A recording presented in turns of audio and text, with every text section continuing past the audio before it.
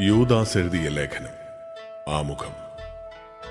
യാക്കോബിന്റെ സഹോദരനായ യൂദാസ് എന്നാണ് ലേഖകൻ സ്വയം വിശേഷിപ്പിക്കുന്നത്. അപ്പസ്തോലനെന്ന് തന്നെക്കുറിച്ച് പറയാത്തതുകൊണ്ട് അയാൾ 12 പേരിൽ ഒരുവനായ യാക്കോബിന്റെ മകനായ യൂദാസല്ല. ജെറുസലമിലെ സഭയിൽ ഏറെ ശ്രദ്ധേയനായിരുന്ന കർത്താവിന്റെ സഹോദരനായ യാക്കോബിന്റെ സഹോദരനായ യൂദാസ് ആയിരിക്കണം ഇയാൾ. അതേസമയം ലേഖനകർത്താവ് 2ാം തലമുറക്കാരനായ ഒരു ക്രിസ്ത്യാനിയാണെന്നതിന് പല സൂചനകളും ലേഖനത്തിലുണ്ട്. ഒരപ്പസ്തോലന്റെയോ സ്ഥാപക നേതാവിൻ്റെയോ ആധികാരികത ലേഖകൻ അവകാശപ്പെടുന്നില്ല. നമ്മുടെ കർത്താവായ യേശുക്രിസ്തുവിൻ്റെ അപ്പോസ്തലന്മാരാൽ മുൻകൂട്ടി പറയപ്പെട്ട വചനങ്ങൾ ഓർക്കുവിൻ എന്നാണ് ലേഖകൻ തൻ്റെ അനുവാചകരെ ഉദ്ബോധിപ്പിക്കുന്നത്. വിശുദ്ധർക്ക് എന്നേക്കുമായി ഏൽപ്പിച്ചു കൊടുത്തിരിക്കുന്ന വിശ്വാസത്തിനു വേണ്ടി പോരാടണം എന്ന ഉപദേശവും പ്രസ്തുത വിശ്വാസം ഒരു മുൻ തലമുറയിൽ നിന്നും സ്വീകരിച്ചതാണ് എന്ന സൂചനയാണ് നൽകുന്നത്. തൻ്റെ വാദം മുഴുവൻ യഹൂദ പാരമ്പര്യങ്ങൾ ആധാരമാക്കിയിരിക്കുന്നു എന്നതിനാൽ ലേഖകൻ ഒരു യഹൂദ ക്രൈസ്തവനായിരുന്നുവെന്ന് അനുമാനിക്കാം. തെറ്റായ പഠനക്കാർ സഭാംഗങ്ങളുടെ ഇടയിൽ കയറിപ്പറ്റുകയും അവരുടെ സ്വാധീനം നിർണായകമായി മാറുകയും ചെയ്ത സാഹചര്യത്തിലാണ് കത്തെഴുതപ്പെട്ടത്. നമ്മുടെ ഏകനാഥനും കർത്താവുമായ യേശുക്രിസ്തുവിനെ അവർ തള്ളിപ്പറയുന്നു എന്ന് പറയുന്നതുവഴി തെറ്റായ പഠനക്കാർ സൈദ്ധാന്തികമായ തെറ്റുകൾ അവതരിപ്പിക്കുന്നു എന്ന് കരുതേണ്ടതില്ല. പ്രത്യുത അവരുടെ പെരുമാറ്റത്തിൽ അപ്രകാരമുള്ള തെറ്റുകൾ നിലനിന്നതായി കണ്ടുവരുന്നു എന്നത്രേ.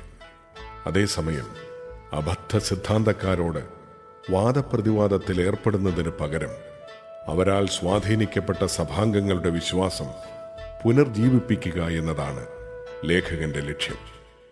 എങ്കിലും അബദ്ധ സിദ്ധാന്തത്തെക്കുറിച്ചുള്ള യൂദാസിന്റെ വിവരണം വളരെ പൊതുവായ രീതിയിലായതിനാൽ അവർ ആരാണെന്നും അവരുടെ സിദ്ധാന്തം എന്താണെന്നും നിയതമായി പറയാനാവില്ല.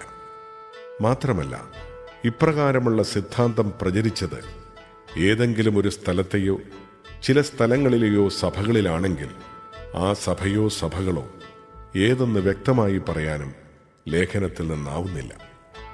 2ാം തലമുറയിൽപ്പെട്ട ക്രിസ്ത്യാനിയായ ലേഖകൻ ഏതാണ്ട് 1ാം നൂറ്റാണ്ടിന്റെ അവസാന കാലത്ത് പത്രോസിന്റെ 2ാം ലേഖനത്തിന്റെ രചനയ്ക്ക് മുമ്പായി രചിച്ചതായിരിക്കണം ഈ ലേഖനം.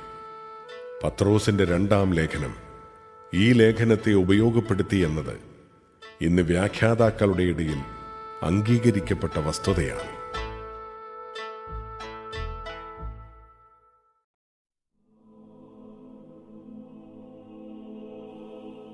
യേശുക്രിസ്തുവിന്റെ ദാസനും യാക്കോബിന്റെ സഹോദരനുമായ യൂദാസ്, പിതാവായ ദൈവത്താൽ സ്നേഹിക്കപ്പെടുന്നവരും യേശുക്രിസ്തുവിനു വേണ്ടി കാത്തു സൂക്ഷിക്കപ്പെടുന്നവരുമായ വിളിക്കപ്പെട്ടവർക്ക് എഴുതുന്നത്, നിങ്ങളിൽ കരുണയും സമാധാനവും സ്നേഹവും സമൃദ്ധമായുണ്ടാകട്ടെ.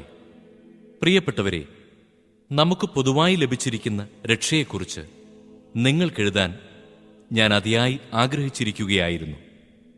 അപ്പോഴാണ് വിശുദ്ധർക്ക് എന്നേക്കുമായി ഏൽപ്പിച്ചു കൊടുത്തിരിക്കുന്ന വിശ്വാസത്തിനു വേണ്ടി പോരാടണമെന്ന് ഉപദേശിച്ചുകൊണ്ട് നിങ്ങൾക്കെഴുതേണ്ടി വന്നിരിക്കുന്നത്. പണ്ട് തന്നെ ശിക്ഷയ്ക്കായി നിശ്ചയിക്കപ്പെട്ടിരുന്ന ചില ദുഷ്ടമനുഷ്യർ നിങ്ങളുടെ ഇടയിൽ കയറിക്കൂടിയിട്ടുണ്ട്. അവർ നമ്മുടെ ദൈവത്തിന്റെ കൃപയെ തങ്ങളുടെ അശുദ്ധ ജീവിതത്തിനായി ദുർവിനിയോഗിക്കുകയും നമ്മുടെ ഏകനാഥനും കർത്താവുമായ യേശുക്രിസ്തുവിനെ തള്ളിപ്പറയുകയും ചെയ്യുന്നു. നിങ്ങൾക്ക് എല്ലാ കാര്യങ്ങളും നല്ലപോലെ അറിയാമെങ്കിലും ചില കാര്യങ്ങൾ ഓർമ്മപ്പെടുത്തണമെന്ന് ഞാൻ ആഗ്രഹിക്കുന്നു. ഈജിപ്ത് ദേശത്തു നിന്ന് ഇസ്രായേൽ ജനത്തെ രക്ഷിച്ച കർത്താവ് വിശ്വസിക്കാതിരുന്നവരെ പിന്നീട് നശിപ്പിച്ചു. സ്വന്തം നിലമറന്ന് തങ്ങളുടേതായ വാസസ്ഥാനം ഉപേക്ഷിച്ചു കളഞ്ഞ ദൂതന്മാരെ മഹാദിനത്തിലെ വിധിവരെ അവിടുന്ന് അന്ധകാരത്തിൽ നിത്യബന്ധനത്തിൽ സൂക്ഷിച്ചിരിക്കുന്നുവെന്ന് ഓർക്കുക. അതുപോലെ തന്നെ സോദോമിനെയും ഗൊമോറായെയും അവയെ അനുകരിച്ച് ഭോഗാസക്തിയിലും വ്യഭിചാരത്തിൽ മുഴുകിയ ചുറ്റുമുള്ള പട്ടണങ്ങളെയും നിത്യാഗ്നിയുടെ ശിക്ഷയ്ക്ക് വിധേയമാക്കി അവിടുന്ന് എല്ലാവർക്കും ദൃഷ്ടാന്തം നൽകിയിരിക്കുന്നു.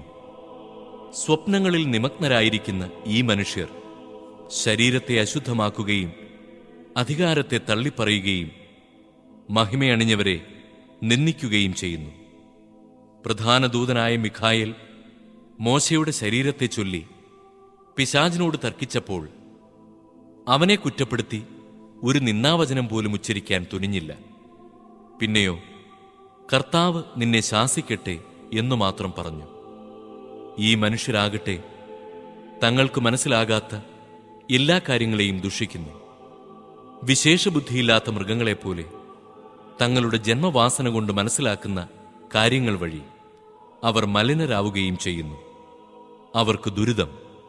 എന്തുകൊണ്ടെന്നാൽ അവർ കായന്റെ മാർഗത്തിലൂടെ നടക്കുകയും ലാഭേച്ഛ കൊണ്ട് ബാലാമിന്റെ തെറ്റിൽ ചെന്ന് വീഴുകയും കോറായുടെ പ്രക്ഷോഭത്തിൽ നശിക്കുകയും ചെയ്യുന്നു. തങ്ങളുടെ കാര്യം മാത്രം നോക്കി നിർഭയം തിന്നുകുടിച്ചു മതിക്കുന്ന അവർ നിങ്ങളുടെ സ്നേഹവിരുന്നുകൾക്ക് കളങ്കമാണ്. അവർ കാറ്റിനാൽ തുരത്തപ്പെടുന്ന ജലശൂന്യമായ മേഘങ്ങളാണ്. ഉണങ്ങിക്കടപുഴുകിയ ഫലശൂന്യമായ ശരത്കാല വൃക്ഷം പോലെയാണ്. അവർ തങ്ങളുടെ തന്നെ ലജ്ജയുടെ നുരയുയർത്തുന്ന ഉന്മത്ത തരംഗങ്ങളാണ്. വഴിതെറ്റിപ്പോകുന്ന നക്ഷത്രങ്ങളാണ്. അവർക്കു വേണ്ടി അന്ധകാരഗർത്തങ്ങൾ എന്നേക്കും തയ്യാറാക്കപ്പെട്ടിരിക്കുന്നു. ആദത്തിൽ നിന്ന് 7-ാം തലമുറക്കാരനായ ഹെനോക്ക് പ്രവചിച്ചത് ഇവരെക്കുറിച്ചാണ്. കണ്ടാലും കർത്താവ് തന്റെ വിശുദ്ധരുടെ 10,000-ങ്ങളോടുകൂടെ ആഗതനായിരിക്കുന്നു. എല്ലാവരുടെയും മേൽ വിധി നടത്താനും സകല ദുഷ്ടരെയും അവർ ചെയ്ത സകല ദുഷ്കർമ്മങ്ങളുടെ പേരിലും തനിക്കെതിരായി പറഞ്ഞ എല്ലാ ക്രൂരവാക്കുകളുടെ പേരിലും കുറ്റം വിധിക്കാനും അവിടുന്ന് വന്നു. അവർ പിറുപിറുക്കുന്നവരും അസംതൃപ്തരും തങ്ങളുടെ ദുരാശകൾക്കൊത്തവിധം നടക്കുന്നവരും വമ്പു പറയുന്നവരും കാര്യസാധ്യത്തിനു വേണ്ടി മുഖസ്തുതി പറയുന്നവരുമാണ്. എന്റെ പ്രിയപ്പെട്ടവരെ, നിങ്ങൾ നമ്മുടെ കർത്താവായ യേശുക്രിസ്തുവിന്റെ അപ്പസ്തോലന്മാരാൽ മുൻകൂട്ടി പറയപ്പെട്ട വചനങ്ങൾ ഓർക്കുവിൻ. അവർ നിങ്ങളോട് പറഞ്ഞിട്ടുണ്ട്, തങ്ങളുടെ ദുഷ്ടമായ അധമവികാരങ്ങൾക്ക് അടിമപ്പെട്ട് ജീവിക്കുന്ന പരദൂഷകർ അവസാന നാളുകളിൽ വരും. പരിശുദ്ധാത്മാവില്ലാത്തവരും കേവലം ലൗകികരുമായ ഇവരാണ് ഭിന്നിപ്പുണ്ടാക്കുന്നത്. എന്നാൽ പ്രിയപ്പെട്ടവരെ, നിങ്ങൾ പരിശുദ്ധാത്മാവിൽ പ്രാർത്ഥിച്ചുകൊണ്ട് നിങ്ങളുടെ പവിത്രമായ വിശ്വാസത്തിൽ അഭിവൃദ്ധി പ്രാപിക്കുവിൻ. നിത്യജീവിതത്തിനായി നമ്മുടെ കർത്താവായ യേശുക്രിസ്തുവിന്റെ കാരുണ്യത്തെ ഉറ്റുനോക്കിക്കൊണ്ട് ദൈവസ്നേഹത്തിൽ നിങ്ങളെ തന്നെ കാത്തുകൊള്ളുവിൻ. ചഞ്ചലചിത്തരോട് അനുകമ്പ കാണിക്കുവിൻ. അഗ്നിയിൽ അകപ്പെട്ടവരെ പിടിച്ചു കയറ്റുവിൻ. മാംസദാഹത്താൽ കളങ്കിതമായവരുടെ വസ്ത്രത്തെപ്പോലും വെറുത്തുകൊണ്ട് ഭയത്തോടെ അവരോട് കരുണ കാണിക്കുവിൻ.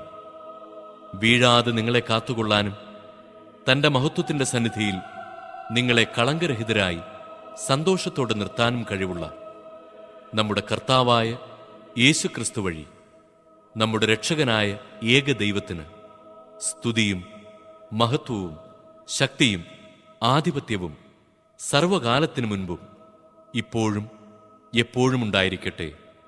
ആമേൻ.